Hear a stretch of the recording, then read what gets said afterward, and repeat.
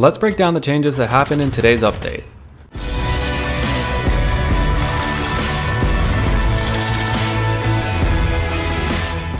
As usual, I will only be covering weapons that I've already done stat guides on, and because we still don't have plunder available, the recoil charts will still be accurate but won't look the same as the others.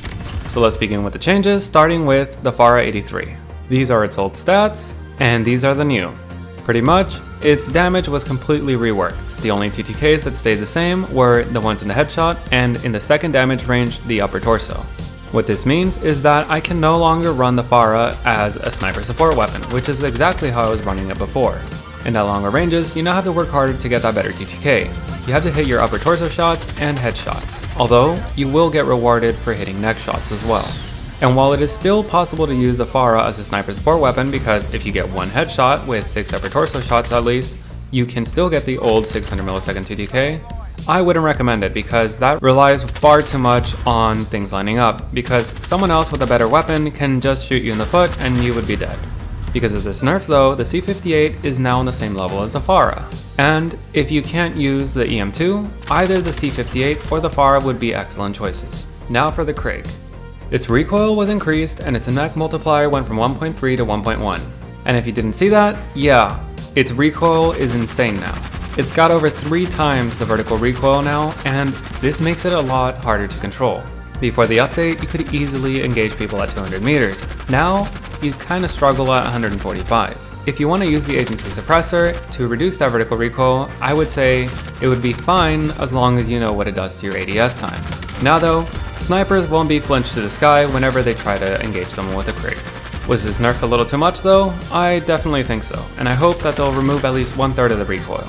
And just for comparison, this is the EM2, the Fara, and the Krig 6. So now let's move on to the OTS-9. Pretty much, the OTS-9 got a damage rework. Its upper torso and lower torso damage up close got nerfed pretty hard. You can no longer get an insanely fast TTK by just hitting those shots. However, if you get one headshot in the mix, you can get that same TTK you got before. And while you may think that this is a worse choice than the Modern Warfare MP5 now, it is not, because the Modern Warfare MP5 only gets that TTK if you hit upper torso shots. And I can guarantee that most of the time you are not getting that TTK. The OTS-9 is only a few milliseconds slower than the MP5, but it is much more consistent thanks to it having the upper torso and lower torso shots. And if you manage to get that headshot in, well, you're going to be doing extremely great. And while the third damage range did get a pretty good buff, I still wouldn't use it at that range. If you want to use a sniper support weapon, use a sniper support weapon. Don't use the OTS-9. And lastly, for its recoil change, pretty much it got stretched vertically. While this does mean you have to pull down a lot more, it makes the side-to-side movement a lot easier to handle. So before, you had to try pretty hard to stay on target at 30 meters, but now it's relatively easy. And for the final weapon I'll be covering, the Stunner 63. Its recoil got adjusted, its kick got adjusted, and its race interrupt changed from 0.8 to 1 second. And yeah, you can definitely see a pretty substantial recoil increase. I do feel like it lost about 5 meters of range, so that is reflected in the new charts. And this is what the weapon swap time looks like without amped, and this is what it looks like with amped.